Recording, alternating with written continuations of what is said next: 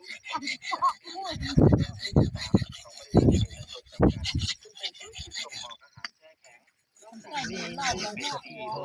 บรนด์ชาผลไม้อย่างชาโก้ที่ร่วมหุ้นกับเครือรวยไม่หยุดกรุ๊ปและยังมีแบรนด์เสื้อผ้าเป็นคำบริการอย่างแบรนด์ทิปไซเลสอีกด้วยเองครับ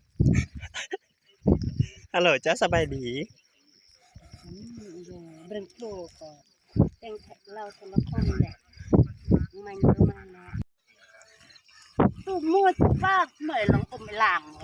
คุยคุยแล้วก็อยากปฏิกัดเยอะแต่รอบไม่ก็คือใกล้มันก็เลยต้องมุดเซนี่